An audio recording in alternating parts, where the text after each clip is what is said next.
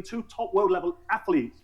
It's not going to happen, John. Now, Misfits are talking about maybe something happening, and if that's got any legs, we'll have to speak to Callis Allen. But if any kind of fight was going to materialise between me and you, it wouldn't be for financial gain. I'm sorry to burst your bubble. There's no money to be had. If I do decide, or if anything can materialise, if this stupidity becomes real because of the Misfits scene and because of this YouTube bollocks that's going on, all this bullshit where they're putting mismatches in with each other, I'd be doing it for charity. I don't think you're short of a few quid. I certainly don't need the money. So if it did get to that stage, just know one thing. This ain't for financial benefit. This is for charity. Simple as that. So I'm glad that one's out of the way. So anyway, you said you'll fight anyone.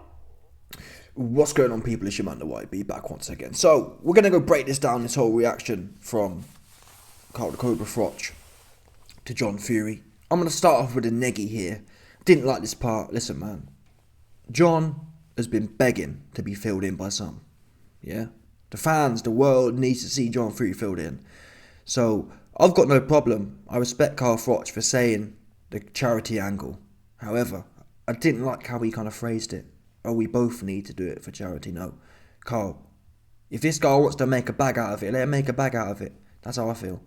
Drag his big old ass in there. He's talking too much. Carl didn't call him out, right? I believe if someone wants it, you give it to him. Oh, but he's old. And listen, if you're old and dusty... just stay in your lane, right? Stay in the old and dusty lane. The old and dusty lane is not calling out to fight in Wembley. Yeah? However, if you do find yourself confronted by an old dusty and he wants some, you give it to him. That's on him. We're all grown. I believe after the age of 18, we're all grown, consenting adults, right? Yeah? There's nothing that says that once you get to 59, all of a sudden you lose, I mean, unless you've got dementia or whatever, but I'm pretty sure, John might be mad, yeah, but he ain't got dementia. He hasn't lost his ability to consent. He's a grown-ass dude. He's an adult. If he want it, give it to him. No charity. If he want it, listen, if John Fury want to get whooped and make some money, I ain't got no problem with that. What I've got a problem with is this guy that's talk too much. I don't want to hear no more talking. So Carl Froch, he should be on it like Sonic. If he wants to donate his half to charity, so be it. But let John make a little piece of bread. Yeah, let John make his little piece of bread if he wants some. Don't let him crawl out. Oh, well, no. You know what, John? You're right. You make your bread. I'll donate mine to charity. Because really, this ain't going to be hard for Carl. It's not like it's going to be a big thing for him. So John, this will be, Carl, yeah, could roll off the couch. Carl Froch could roll off the couch and fill John in. Fact. It will be not even a sparring session. Carl Froch will have had much harder sparring than he will ever have fighting John Fury. Never mind, even, to be quite frank, even prime John Fury, yeah, Carl Froch could have rolled off the couch. Heavyweight or not, it don't matter. John no good. Yeah, we, again, hate to keep bringing it up. Go type into YouTube, John Fury versus Henry Akinwande. Type in John Fury versus Ross Gerber. Yeah? Type in John Fury versus the Black Skellington. The Black Skellington knock his ass out. Spark out of a jab. A rangefinder. More specifically. Yeah? Put the rangefinder out. Boop! And John was Sparko. Literally convulsing on the floor. 100%. I wish, yeah. I wish. Listen, people. I wish I had the kind of game that Henry Akinwande had, knocking out John Fury when it comes to the YB knocking out the Nan. I wish I could knock Nan out like Henry Akinwande knocked out John Fury, because John Akinwande had that John Fury. He beat the pussy up 100%. That's what he did, no doubt. Convulsing. Oh, listen, any chick here that's serviced, any chick that the YB gives the full MOT, the full annual service. This ain't no interim thing, people. You understand? Any female your man the YB gives the full yearly, not interim, service and MOT. We do both at once here, and valet. In fact, we do full service, MOT, and valet service. The whole lot. Yeah, no doubt. Premium thing. Any female your man the YB does in that fashion, I want to see looking like John Fury was against Akinwande.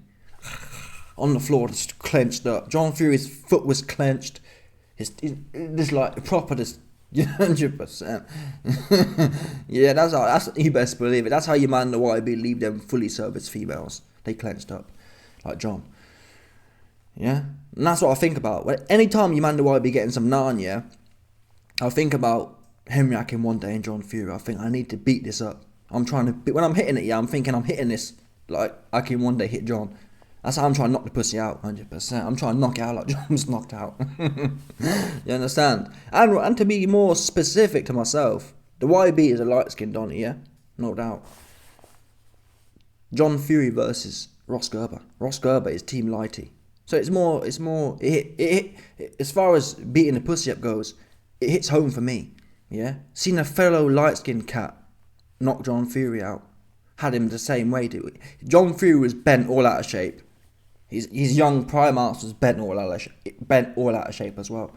That's just what it was. He would twist up on the floor. I thought, truth be known, I feel to get it up now. If I didn't have so many tabs open and my laptop weren't slow, I'd do it right now. But trust me, it's one of them. John Fury versus Ross Gerber. Wow.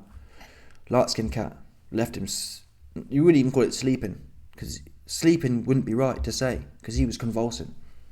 Yeah, he'd gone past sleep. Sleep is like your body's still, what's the word? If you're put to sleep, your body's still working. Convulsing is like your body's fighting to stay alive. You understand? It's the last thing your body can do is convulse for some oxygen. If you're sleeping, your pulmonary system's still operating, right? When you're there gurgling, your pulmonary system ain't working.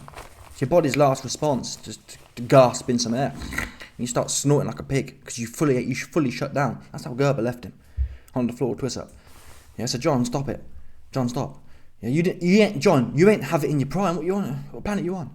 You ain't have it in your prime. What makes you think you ain't have it at 22? What made you think at 60, knocking on 60, you can do something? You ain't gonna do nothing. The Cobra will do you wrong, 100%. Do you well wrong. In a way, it's good that Carl ain't want to give it to you like he should. Yeah, because you don't want that. You don't, and he knows. John, let's get real here. Let's not make out this is a real thing. John knows he don't want it. John knows it's not good for his health. Yeah, if this fight does get put on, Callum Sowland and Misfits, you know how on cigarette packets they have like, this is not good for your health kind of thing. That's what this fight promotion card, this fight promotion, what they call it, poster, will have to have a parental advisory thing, a tobacco thing on the bottom saying, this is not good for John Fury's health. Yeah, warning, this is definitely not going to be good for John Fury's health. Let's get that one. There needs to be a public service announcement. Yeah, anyone watching this needs to appreciate this is not going to be good for John Fury's health. Yeah, of course, the fight game's entertainment, nonetheless, it's only going to go left for John Fury. Old ass, dusty ass. Yeah, anybody over 50, I'll fight him. I'm a fighting man. Any man born from his mother, I'll fight him. Over 50 years old, on the hard road, in the ring, in the pub, in the back of a gypsy caravan site. Right, listen, you said you'll fight anyone. There's a guy called, who they had? Mickey Theo. Right, Mickey Theo did a campaign, right? And he didn't want that smoke. You went quiet for 18 months. He went quiet. Now there's a guy called Joe Egan. I think he's just done a piece with True Geordie on his podcast, still yet to be released. I'm getting excited here with him, with all this carry on and all these impressions. I'm not used to stand-up. I'm not a stand-up comedian. I'm doing my best. Anyway, Joe Egan. There's an interview with him. I think we might even clip that in. You'll throw now challenges to Mike Tyson, now to Carl Froch. Who are you going to challenge next? Carl Frampton? Sylvester Stallone, Rocky Balboa? Step up to the mark, John, to the challenge that's in front of you. He's calling you out. He's saying, I'll fight you. I'm 59 years old. I'm as big as you. I'm as old as you. And I'm willing to fight. You said you'll fight anyone over 50. What's going on? I think Misfits have even got an offer for you. So there's potential money to be earned with fighting someone. So let's just say, in an unrealistic world, this fight between me and you does materialise. Fight Joe Egan or Mickey Theo, and let's have a look at how you look. Let's see if you can stand up for 3 minutes and swing punches. Let's see if you can take one on the very lane or in the breadbasket. Because I'm not so sure you can. I'm not sure you've got it in you. I'll come and sit ringside. I'll even score the fight. I'll be one of the judges. I'll get involved in some way. And if you put the job on Joe Egan or Mickey Theo and you look good, then listen, I'm a man of my word. You said you're a man of your word, you'll fight anybody. Bullshit. You fight no one. You haven't fought anybody since you got out of the nick in 9 years. All you've done is talk bollocks. You've got no intention of fighting anybody. But if you do fight Mickey Theo or Joe Egan, I'll be there on the night and I'll honour it. I'll fight you. But you've got to do a job on them. You've got to show me, like I said, that you can even stay on your feet for 3 minutes or 2 minute rounds, whatever it is. Because I don't think you can. You're talking a good end. Listen, fair play to Carl Froch. Like I said, we started off with the neggy, but this is a fair thing. Yeah, the Cobra, world champion, the real deal. Mickey Theo is John Fury's level. That makes sense. They both ain't done nothing in boxing. Mickey Theo will be the first to admit that, right?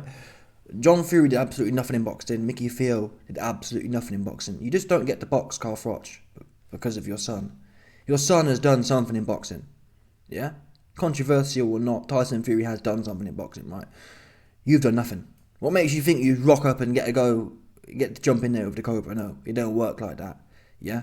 You need to go in there with Mickey Theo, and I agree, or Joe Egan. He ain't gonna do that. John ain't got it. He ain't. Yeah? When Mickey Theo was on his arse, he was bringing his son Shane in. This is John Fury's problem. Yeah, he's always trying to bring people in for backup kind of thing. He one of them. He one of them ones at the club that do all the rah-rah, and then he one of them 5'6" manlet cats, yeah, who at the club doing way too much, and then if it kicks off, they're looking for their big friend. And then what's that? Yeah, every single 5'6" manlet, yeah, has a cat they go out with who's like 6'4", and he'd be doing this one, and the big Donny. Anything kicks off, he looking like a lost child. Same as John Fury. Yeah, John Fury would do all this, and then if it kicks off, he look for Shane or he look for whoever to come back him up, back his old ass up. And I ain't even.